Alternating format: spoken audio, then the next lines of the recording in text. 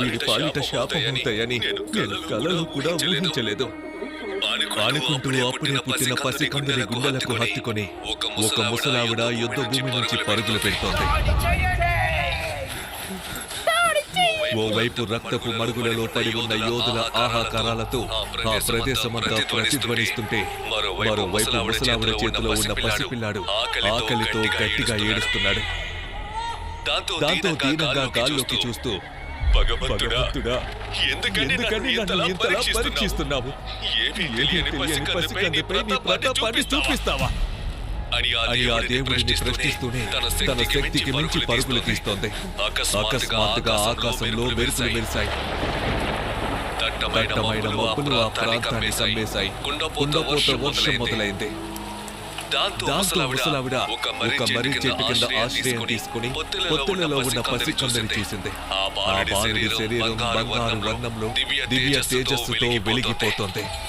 వీడికి ఉన్న శక్తుల గురించి బయట ప్రపంచానికి తెలిస్తే వీడికి కూడా వీళ్ళ నాన్నకు పట్టిన గతే పడుతోంది అనుకుంటూ కళ్ళ నుండి జాలువారుతున్న కన్నీటిని తుడుచుకొని, లేదు, నా గొంతులో ప్రాణం ఉండగా వీడికి ఎలాంటి హాని జరగనివ్వడం, అసలు వీడికి ఉన్న శక్తి ఏంటో వీడికి కూడా తెలియనివ్వడం.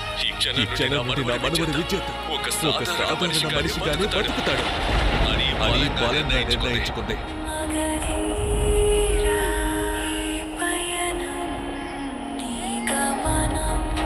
ఆ తర్వాత విద్యుత్ని తీసుకుని ఇందుపురి సామ్రాజ్యంలోని బ్రహ్మపురి నగరానికి చేరుకుంది.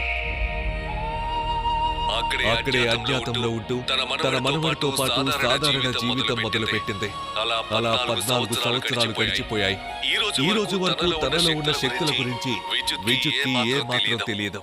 ఓ రోజు ఇంటి ముందున్న ఖాళీ స్థలంలో నిలబడి చేతిలో ఒక పెద్ద బల్లెను పట్టుకుని దానిని అటు ఇటు తిప్పుతూ ఆడుకుంటున్న విద్యుత్ దగ్గరకు వచ్చిన అతని నాన్నమ్మ, ఎప్పుడు ఆ బల్లెను పట్టుకొని కాలక్షేపం చేయడం తప్ప పనికొచ్చే పని ఒక్కటి కూడా చేయం. ఇంట్లో కూరగాయలు సరుకులు అయిపోయాయి, సంతకు వెళ్ళి తీసుకుందా అని చేతికి సంచిని ఇస్తూ విసుక్కుంది. సంచిని చేతిలోకి తీసుకున్న విద్యుత్, చూస్తూ ఉండినానమ్మా, ఏదో ఒక రోజు నా శక్తిని పెంచుకొని మన రాజ్యంలో వీరులందరికీ శిక్షణ ఇచ్చే సిద్ధార్థ అకాడమీకి వెళ్ళి ఒక గొప్ప యోధుడిగా మారుతాను అని చెప్పి బల్లెని కట్టుకుని వెళ్ళిపోయాడు. భగవంతుడా, వీడు ఏ మార్గంలో అయితే వెళ్ళకూడదని ఎంతగా తాపత్రయపడ్డాడో వీడు అదే మార్గంలో వెళ్ళాలి అనుకుంటున్నాడు.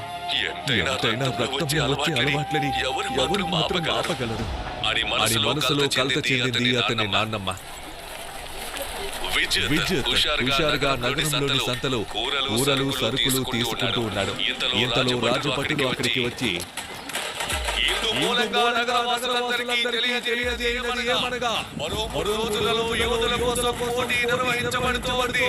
పోటీలో విజయం సాధించిన యోధులు మన పురాతన గుహలకు వెళ్ళే అవకాశాన్ని పొందుతారు. కావున తమ శక్తి సామర్థ్యాల మీద నమ్మకం ఉన్నవారు శక్తిమాన్ వచ్చి పేర్లు నమోదు చేసుకోవాల్సిందిగా మన మహారాజు శ్రీ నాగార్జున గారు సెలవిచ్చారు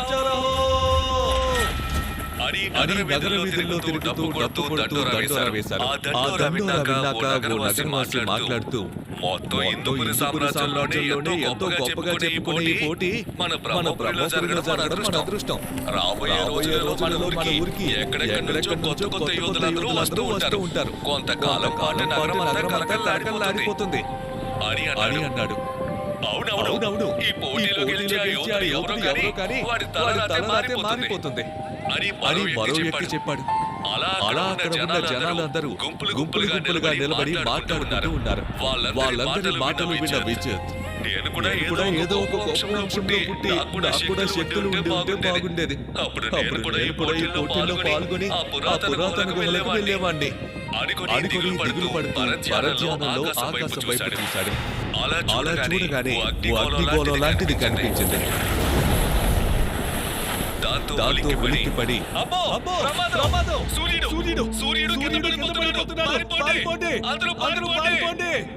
అంటూ కేకలు వేశాడు.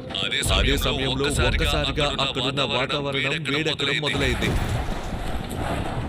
విద్యుత్ మాటలు విన్న ఓ కూరగాయల వ్యాపారి ఆకాశం వైపు చూసి అక్కడ ఏమీ కనిపించకపోవడంతో,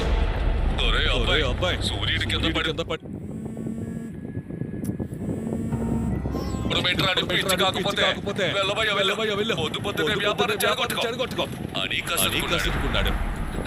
మీకెవరికి కనిపించడం లేదా? అదిగో చూడండి ఆకాశం నుంచి పెద్ద అగ్నిగోళం కింద పడుతోంది. అది కనుక కింద పడితే అతని అయిపోతాం అని కంగారు పడుతూ చెప్పాడు విద్యుత్. పొద్దున్నంతా తాగుతున్నట్టున్నాడు. అందుకే సూర్యుడు పడిపోతున్నాడు, పిచ్చి వాగుడు వాగుతున్నాడు అని వెటకారంగా అన్నాడు కూరగాయల వ్యాపారి. ఆ మాటకి అక్కడ ఉన్న జనాలందరూ కొల్లున నవ్వారు. నిజం చెప్తే ఎవరు నమ్మడం లేదేంటి అనుకుని ఆకాశం వైపు చూడగానే అగ్నిగోళం మరింత దగ్గరగా దూసుకొస్తూ కనిపించింది.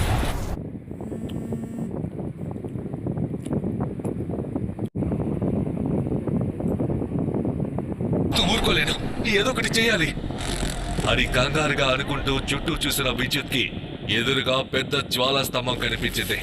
అది ఒక క్లాక్ టవర్ లాగా ఉండి మధ్యలో ఒక పెద్ద అగ్నిగుండం ఉంది. ఏదైనా అనుకోని ప్రమాదం ఎదురైతే రాజకుటుంబాన్ని రక్షకులను అప్రమత్తం చేయడానికి ఆ అగ్నిగుండాన్ని వెలిగిస్తారు. అదొక వార్నింగ్ ఫ్లేమ్. ఆలోచన రాగానే విద్యుత్ వెంటనే ఆ స్తంభం వైపు దూసుకెళ్లాడు. అక్కడున్న సైనికులకు ఈ విషయం చెబితే వాళ్ళు కూడా ఎగతాళి చేస్తారని ఆలోచించి ఎలాగైనా వాళ్ళని ఏమార్చి పైకి చేరుకోవాలనే నిర్ణయానికి వచ్చాడు.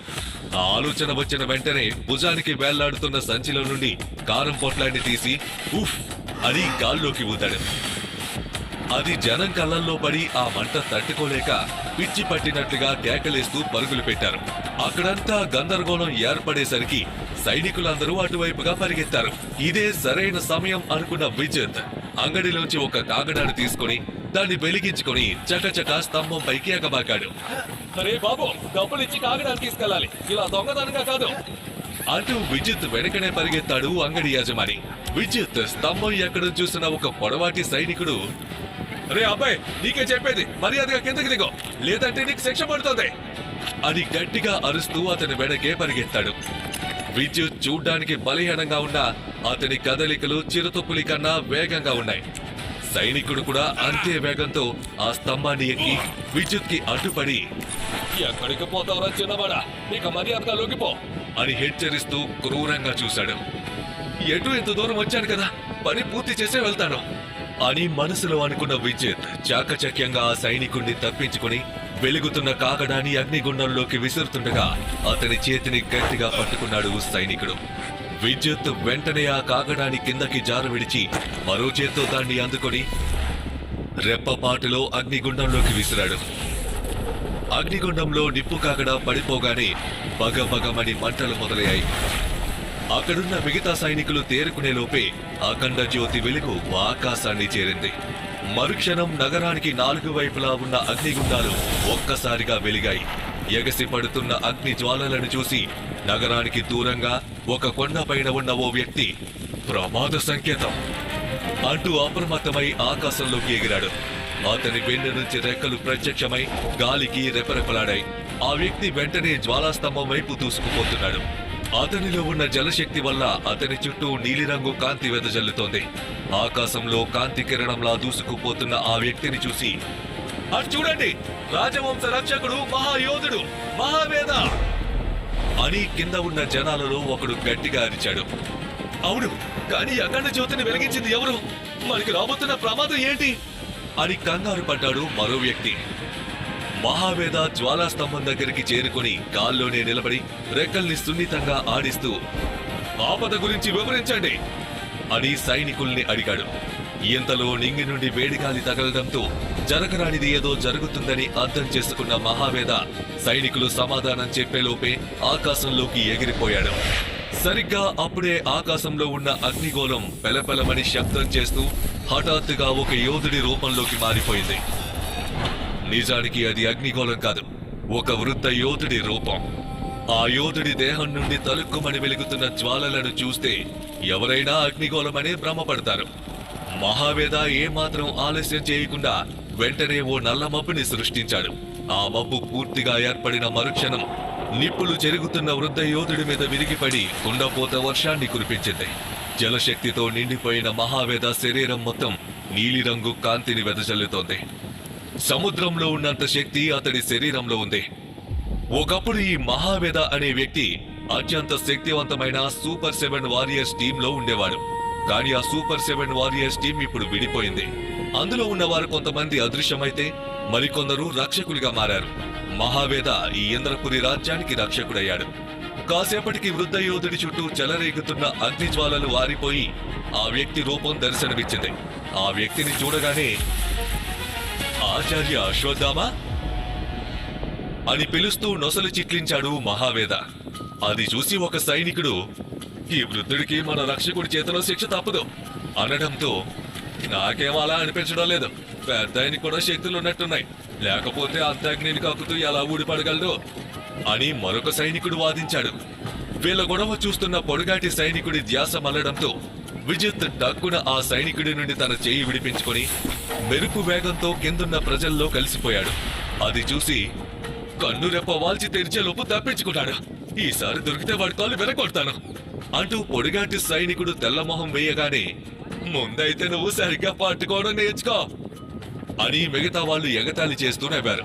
దాంతో పొడవాటి సైనికుడు అక్కడి నుంచి చిందులు తొక్కుతూ వెళ్లిపోయాడు. ఇంకోవైపు ఆకాశంలో ఉన్న మహావేద చురుగ్గా చూస్తూ, వృద్ధాప్యంలో ఇలాంటి సాహసాలు అవసరమా అశ్వత్థామా?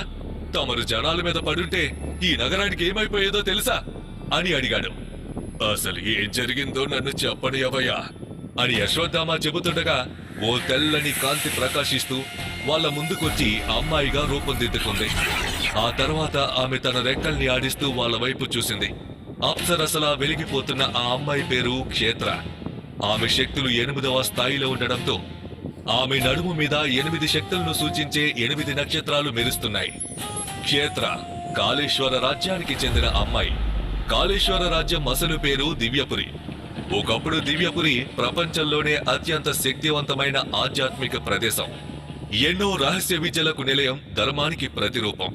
కాని ఇప్పుడు కాళేశ్వరుడు ఆ రాజ్యాన్ని సొంతం చేసుకుని ప్రపంచంలోనే 4వ స్థానంలో ఉన్న దివ్యపురిని కాళేశ్వర రాజ్యంగా మార్చేశాడు. ఆ కాళేశ్వరుడి సొంత చెల్లెలే ఈ క్షేత్ర. అశ్వత్థామ చిరాకు పడుతూ, వచ్చిందండి వయ్యారి, ఈవిడి నుంచి తప్పించుకునే క్రమంలోనే నేనెలా ఊడిపడ్డా మహావేద అని మూతి విరిచాడు. క్షేత్ర తన రెక్కల్ని ఆడిస్తూ వాళ్ళ వైపు కోపంగా చూసింది. ఇంతలో ఆకాశంలో ఓ గర్జన వినిపించింది. దాని తర్వాత మెరుపులు మెరిశాయి. అలా మెరుస్తున్న మెరుపులు ఓ పులి నీడకు స్వాగతం పలికాయి. తన పెద్ద పెద్ద రెక్కల్ని ఆడిస్తూ మబ్బుల మీద కదం తొక్కుతూ అక్కడికి చేరుకుంది సిల్వర్ టైగర్.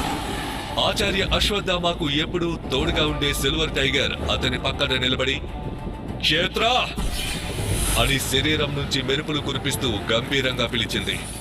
సిల్వర్ టైగర్ ని చూడగానే ఆ అమ్మాయి పెదాలు చిరునవ్వు చిందిస్తున్నప్పటికీ కళ్ళు మాత్రం కోపాన్ని ప్రదర్శించాయి.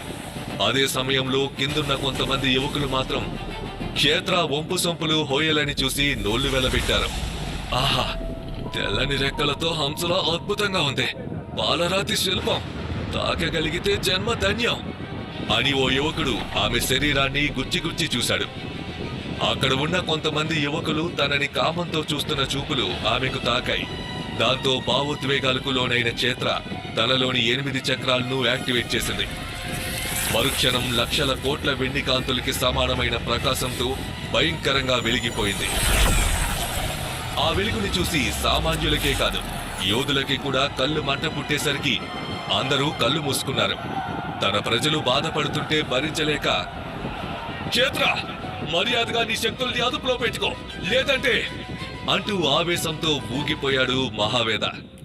క్షేత్ర నవ్వుతూ, లేదంటే ఏం చేస్తావు? ఇద్దరు మగాళ్ళు మరియు దైవిక స్థాయిలో ఉన్న సిల్వర్ టైగర్ అంతా కలిసి ఒంటరి ఆడపిల్ల మీద పడి దాడికి దిగుతారా? మీకు సిగ్గుగా అనిపించడం లేదా అని ఎగతాళి చేసింది. మహావేద కోపంగా చూడడంతో, సరే సరే, నేను వెళ్ళిపోవాలంటే ఈ ముసలోడి దగ్గర ఉన్న అగ్నిశక్తి గ్రంథాన్ని నాకేమని చెప్పు, దాన్ని తీసుకొని నా దారిన నేను వెళ్ళిపోతాను అని పొగరుగా అంది. ఆ మాటకి అశ్వత్థామ ఆవేశంతో పళ్ళు బిగించి, కుదరదు, దీన్ని నీ చేతికి అసలు దక్కనివ్వడం, ఇది నా వారసుడి కోసం దాచిపెట్టాను, ఖచ్చితంగా వాడికే చేరేలాగా చూస్తాను అని గంభీరంగా చెప్పాడు. చూడు, నా దగ్గర ఎక్కువ సమయం లేదు, ఈ గ్రంథాన్ని ఎలాగైనా తీసుకురావాలని మా నాయకుడు చెప్పాడు, కాబట్టి నేను మీ ప్రాణాలు తీసైనా సరే దాన్ని తీసుకొని వెళ్తాను. మహావేద, నా దారికి అడ్డు రాకు, లేదంటే ఈ ప్రజలందరినీ గుడ్డివాళ్ళుగా మార్చేస్తాను అప్పుడు మీ రాజ్యం కాస్త గుడ్డి వాళ్ళ రాజ్యం అవుతుంది అంటూ క్షేత్ర తన శక్తుల్ని పెంచింది. ఆ దెబ్బకి ప్రజలందరూ తమ శరీరాలు కాలిపోతున్నట్లుగా ఆహాకారాలు చేయసాగారు. వాళ్ళలా బాధపడుతుంటే మహావేద చూసి తట్టుకోలేక వెంటనే గ్రంథాన్ని అశ్వత్థామ దగ్గర నుండి తీసుకుని దానిని నేల మీదకు విసిరేశాడు. ఇప్పుడు ఆ గ్రంథం మా దగ్గర కూడా లేదు. నువ్వు ఇబ్బంది పెడుతున్న ఆ ప్రజల దగ్గరే ఉంది, వెళ్ళి వెతుక్కో అన్నాడు మహావేద. గ్రంథం కింద పడిపోవడం అందరికంటే ముందుగానే గమనించిన విజిత్ వెంటనే ఆ దిశగా పరుగుపెట్టి ఒక్క ఉదుటిన గాల్లోకి ఎగిరి ఆ గ్రంథాన్ని పట్టుకున్నాడు. అంతమంది యోధులు దీనిని సొంతం చేసుకోవాలి అనుకుంటున్నారు అంటే ఖచ్చితంగా ఇందులో ఏదో రహస్యం ఉండే ఉంటుంది అనుకుంటూ దానిని తన సంచిలో పెట్టుకుని గబగబా అక్కడి నుంచి పరుగు పెట్టాడు. మరోవైపు గ్రంథం నేల మీద పడిపోవడంతో దాన్ని వెతకడం కోసం తన శక్తుల్ని తగ్గించింది క్షేత్ర. దాంతో ప్రజలపై ఉన్న ఒత్తిడి కూడా తగ్గింది. మహావేద వెంటనే తన శక్తితో ఇంద్రపురి రాజ్యం చుట్టూ ఒక రక్షణ కవచాన్ని సృష్టించాడు. అది చూసిన క్షేత్ర, ఏంటి నాతో పోటీ పడాలనుకుంటున్నావా అని కోపంగా అడిగింది. అప్పుడే అశ్వత్థామ పెద్ద విల్లును తీసుకుని క్షేత్ర వైపు గురిపెట్టాడు. ఒక్క అడుగు ముందుకి వేసినా అతను వదిలిన బాణం సర్రున దూసుకొస్తుందని ఆమెకు తెలుసు. కానీ సూపర్ 7 వారియర్స్ లోని సభ్యులైన ఆచార్య అశ్వత్థామ మహావేదాల శక్తి కంటే కూడా క్షేత్ర స్థాయి చాలా ఎక్కువ. అందుకే ఆమె ఏమాత్రం వెనుకడుగు వేయలేదు. అప్పుడే మహావేద సింహం రూపంలోకి మారిపోయి పెద్దగా గర్జిస్తూ, మన మధ్య జరిగిన ఒప్పందాన్ని మర్చిపోయేలోపే మర్యాదగా ఇక్కడి నుంచి వెళ్ళిపో క్షేత్ర, లేదంటే ఈ క్షణమే నిన్ను అంతం చేస్తాను అని చెబుతూ తన శక్తిని విడుదల చేశాడు. అది చూసి అశ్వత్థామ కంగారు పడిపోతూ, వద్దు మహావేద వద్దు, తన మరణం ఒక మహాయుద్ధానికి దారితీస్తుంది. ఈ రాజ్యంలో నెత్తురు ఏరిలై పారుతుంది, క్షేత్రాన్ని వదిలే అని హెచ్చరించాడు. దాంతో మహావేద గర్జిస్తూ, వెళ్ళు, నా మనసు మార్చుకొని నిన్ను చంపేలోపే నువ్వు ఇక్కడి నుండి వెళ్ళిపో క్షేత్ర అని అరిచాడు. ఓవైపు వాళ్ళంతా అగ్నిశక్తి గ్రంథం కోసం గొడవ పడుతుంటే మరోవైపు విద్యుత్ వాళ్ళకి దూరంగా చిమ్మ చీకటి అలుముకున్న ఓ కొండగుహ లోపలికి వెళ్ళాడు. ఒక చిన్న దీపాన్ని వెలిగించి ఆ గ్రంథాన్ని బయటికి తీసిన మరుక్షణమే వేగంగా గాలి వీచి గ్రంథంలోని మొదటి పేజీ తెరుచుకుంది. ఆ వెంటనే మెరుస్తున్న ఒక కాంతి అతని శరీరంలోకి ప్రవహించింది. అతని ఒంటి మీద కొన్ని చిహ్నాలు బంగారు వర్ణంలో మెరుస్తుండగా విద్యుత్ స్పృహ కోల్పోయాడు.